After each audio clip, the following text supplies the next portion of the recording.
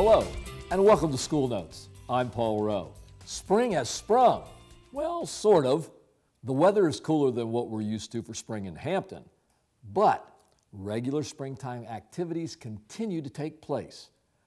Hampton schools recently celebrated Earth Day by learning how to grow vegetables, fruits, and herbs. The lessons tied together science, healthy eating, and exercise. Cary Elementary received a grant from the American Heart Association that provided all of the necessary tools to start a learning garden. Planters, shovels, vegetables, and flowers were also provided. Hampton Grows is an organization that provides assistance with cultivating local gardens. Farm Fresh and the American Heart Association were on hand to kick off the planting day. Let's see what's growing on at Cary Elementary. Awesome. This is a strawberry, but look, here's the strawberry flower. I like strawberries. The kids will be planting many different varieties of herbs and vegetables and tomatoes. They're going to get their hands dirty and help get our garden growing. We've been working with Cary Elementary on organizing the gardens, the placement of the beds as well as the plants. My staff came in and they did seed tapes with the kids, with the kindergartners and first graders, and to get them started on their beds. We've been talking to the kids a lot about the plants that they're going to be growing and how they're going to be able to harvest those plants.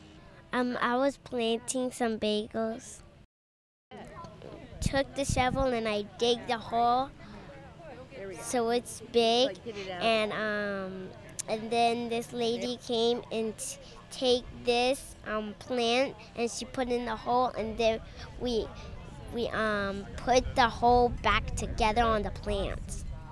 The children will be taking care of it. We'll be designating certain classes to come out and water that periodically and in their resource time or when the weather gets nicer. With the help of Hampton Grows, students, parents, and faculty will care for the garden this summer. Cooper Elementary was also busy planting seedlings growing in their classrooms. As part of their STEM program, students helped develop a growing garden in the flower beds in the front of the building. The school had a planting day in mid-April, and students, staff, and families came out to help. It takes a lot of work to maintain a garden. I can't wait to see the fruits of their labor. While we're talking about healthy eating, check out what Hampton City Schools health and fitness teachers are doing to get their students exercising. Nicole Riollo, who teaches physical education at Tucker Capps Elementary, put to use leftover money from the school's student council fund. She brought in a spinning instructor who has a mobile unit of spinning bikes and other fun activities. My student council, they had extra money left over from last year. So we decided to use the money to get kids up and the whole school up and moving rather than just have it come for family fitness night. So that way the whole school can have a chance to do it. I like the spinning. It was really fun and a good workout. I liked everything. It was a fun experience, but if I had to pick a favorite, it would be the bike riding. It gets your heartbeat going and it keeps you active a lot. And it helps with losing and burning the calories. It was like very exciting. It's a way that you can still have fun, but also exercising. And it's a nice experience to have when you're in school. It's like something extra that can make school really fun.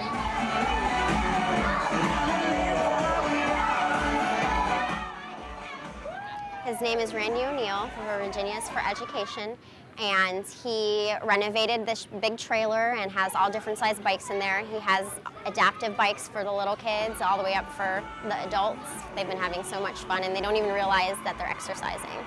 Those children really seem to enjoy their workout. Let's slow things down a little and head over to Phoebus High School, where Ryan Pringle teaches advanced health.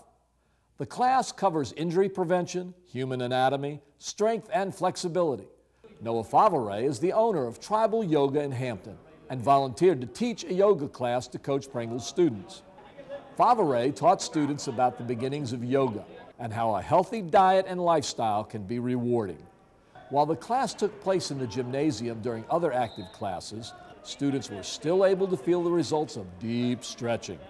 Mostly talked about the stillness of the mind, coming into a still body to find a still mind, and that's really, I think, a large benefit. The other benefits come through the practice.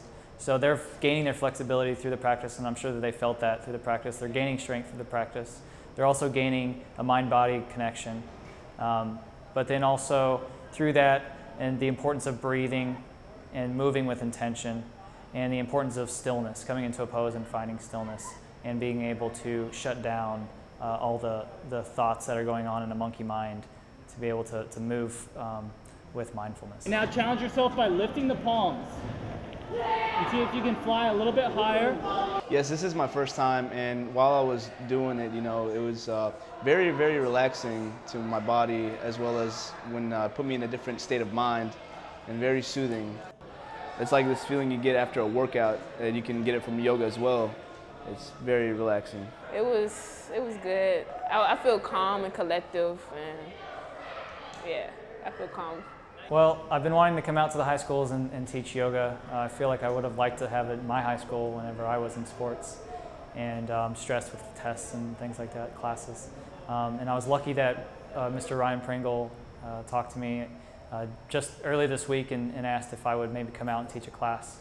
So I kind of jumped on the opportunity to bring this to the students and to show them this way of relaxation and building strength and building confidence. Open up like another world and show you what, you know, everything's different, and how, you know, you can kind of connect to other people, and how like this class brought the whole class together. Well, now that we're relaxed and stretched, let's flex our brains with what's happening inside of our classrooms. A teacher at Kecoughtan High School has found a way for her students to hold a piece of ancient history right in their hands. Field producer Randy Bagoli has the story.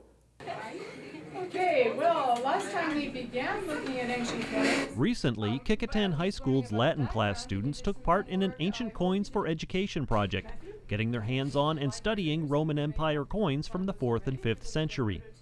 According to Latin teacher Dr. Lisa Allinger, the 1,500-year-old coins, bought with a grant from the Hampton Education Foundation, provide the students a tangible link to antiquity.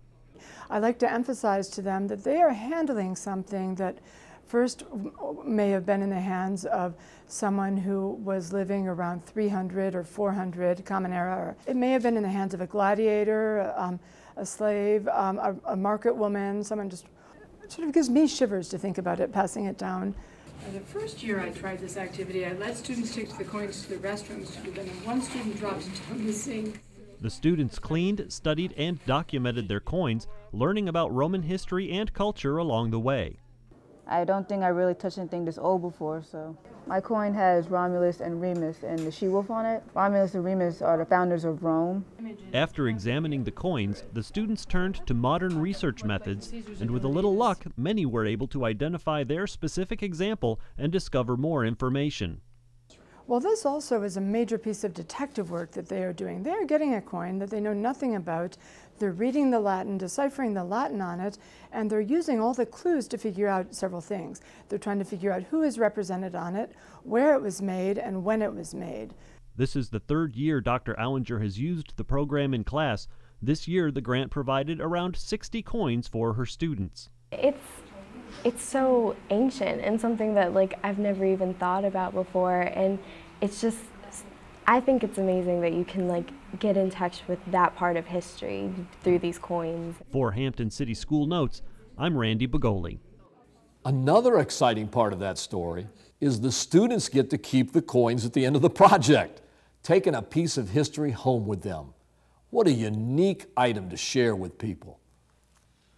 Bethel High School recently had a visitor from overseas. Through the Sister Cities program, Hélène Perrin came from Vendôme, France to Bethel High School to share French culture with students. Bethel and Vendôme students will be a part of a pen pal program. I think it's very important for them to meet her. To give you an example, when I first started talking about the program several months ago, Between then and now, I had 20 kids sign up for the program. This week, when I told them that she was actually in town, I now have a waiting list. So I more than doubled the list. They were so excited that she was actually here. They're communicating in English because that's what they're studying. They're going to be writing to us in English, and our students here at Bethel will be writing them in French, because that's what they're studying French. So it's a chance for them to practice their French, and it's a chance for the French students to practice their English.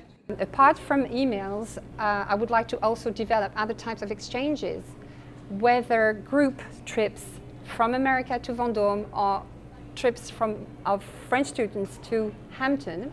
My visit to Hampton has been really marvelous because I received a very warm welcome from everybody, and I got the chance to meet many people, whether in institutions, schools, and also at Hampton City Council and the Board of Education, so I met many people.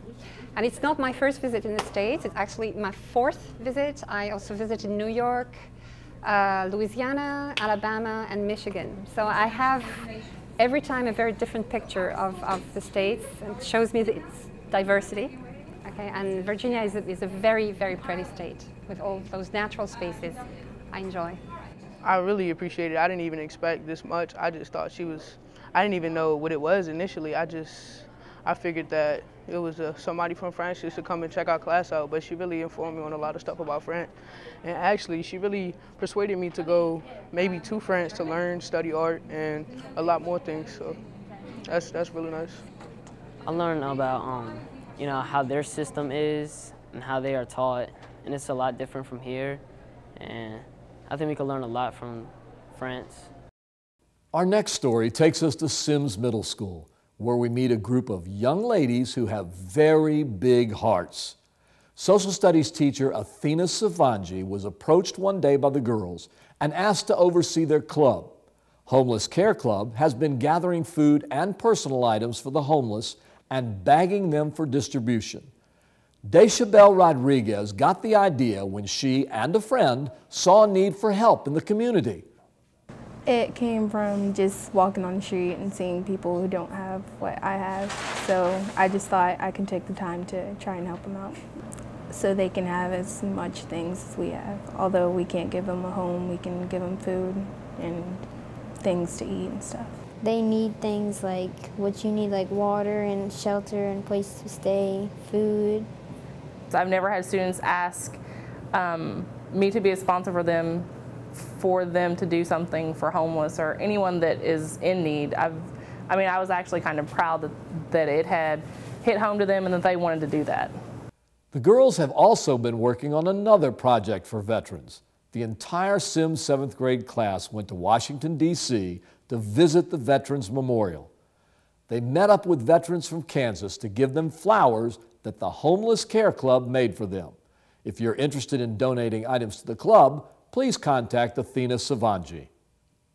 The Scripps National Spelling Bee is set to take place in May, and Hampton City Schools has a student from Lindsay Middle School competing against some of the best spellers in the United States. Kecoughtan Patel is an 8th grader that is determined to be the best. He's been waking up at 5:30 in the morning to prepare. The things that we're trying to focus in on the things he's having difficulty with, and because Kecoughtan is from India, English pronunciation is a big challenge. So what we're working on right now is to make sure that he's getting the official pronunciations from the National Spelling Bee people. So he's working with a program like that, and then you can imagine adding the difficulty of doing French words with English pronunciation, Italian words with English pronunciation, and hearing them through an ear that's Indian-based. And so that's a big challenge for him. But his work ethic, again, is so strong. Any kid who wants to memorize the vocabulary and memorize the dictionary has got it going. It's just about spelling.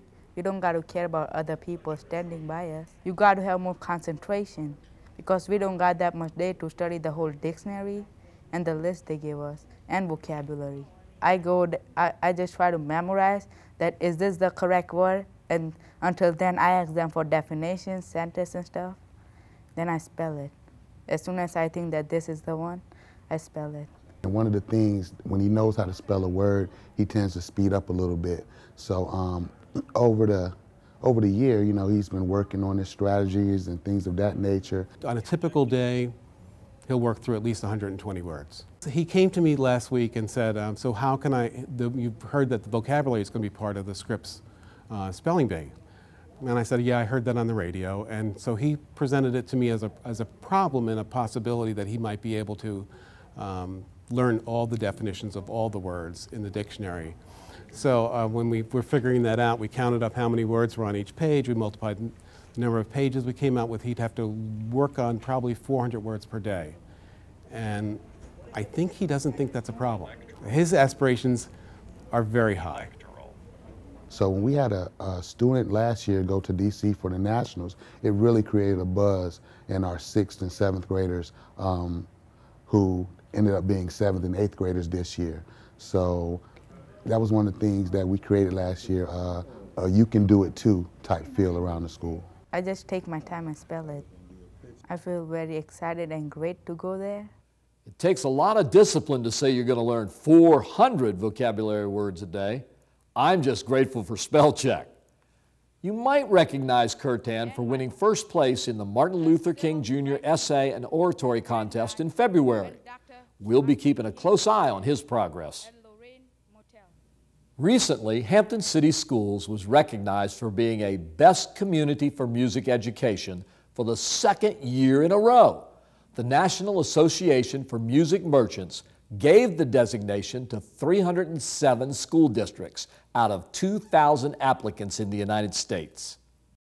It means that there's a tremendous amount of support for music education in Hampton City Schools, that we bring the community in and we go out into the community. Our winter concert series, our Music in Our Schools Month and Art in Our Schools Month series, our spring concert series, all those are ways in which we invite the community into the schools to enjoy the music that our students are learning how to make every school year. The attendance has never been higher at all of the concerts. There's a tremendous amount of support and positive feedback.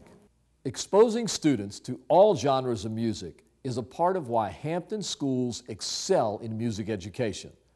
The first Jazz Through the Ages Festival was held at Phoenix Pre-K through 8 in April. The event began with the Phoenix Middle School Jazz Band and then the Bethel High School Jazz Band.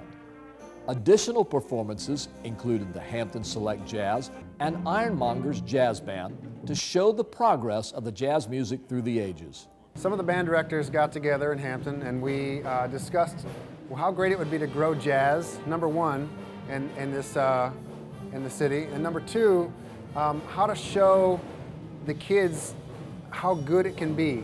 I got a lot of middle school kids that don't really know how awesome jazz can be, and how to get them to the next level. They want to move on to high school, and then from high school want to move on to college, and then from college how to want to play some of this great high caliber professional level music. And the idea, we come up with something called Jazz Through the Ages, where the middle school would play first, and then the high school, and then the all-city caliber college, and then the professional level. I try to mix standard jazz pieces and covers of popular tunes, rock tunes, that sort of thing. I think it's just a really nice event. It gets to expose different levels of jazz performance to the students and the community.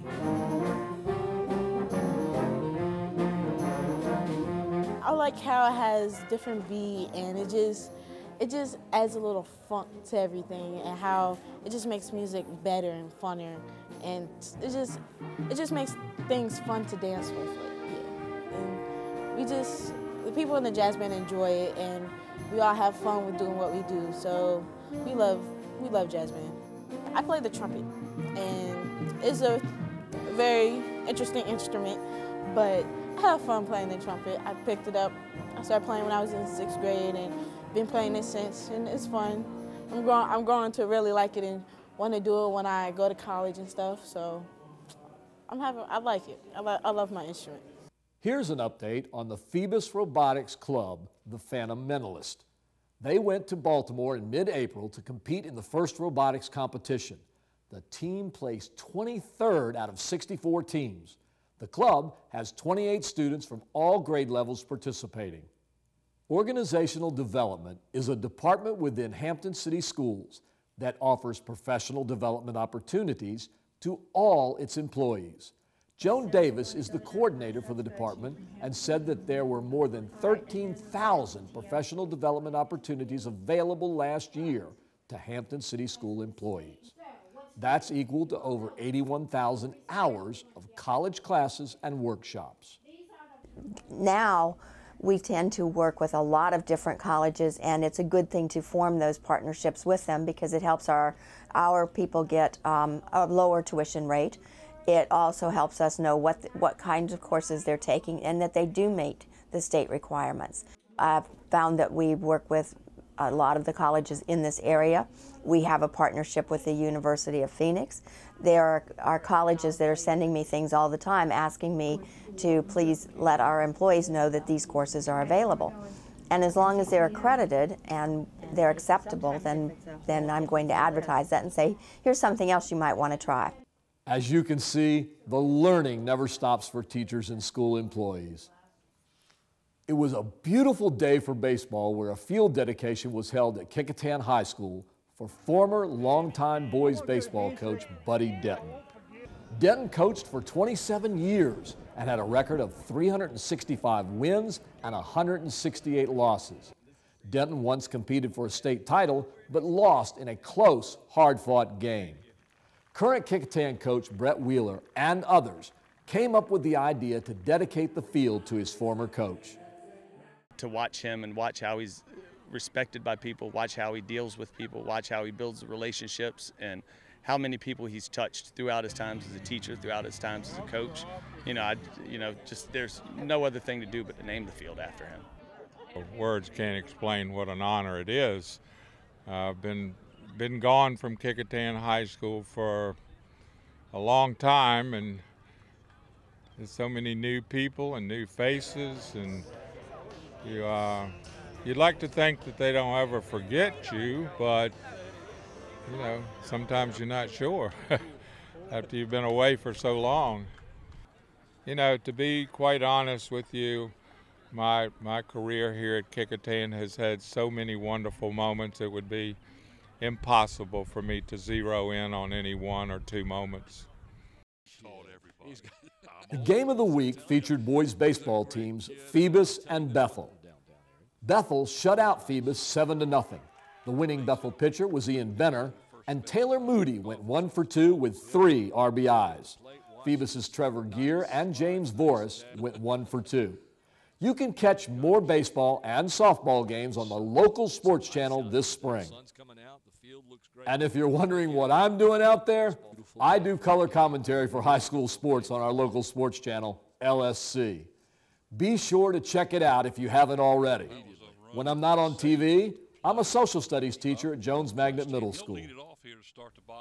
School Notes needs stories, and you have them. Please help us. Send your ideas to our producer, Krista Campbell. Just send her an email about your event before it happens. We'll do our very best to share your story. That's all for this edition of School Notes. Thank you for watching, and remember, it's every child, every day, whatever it takes.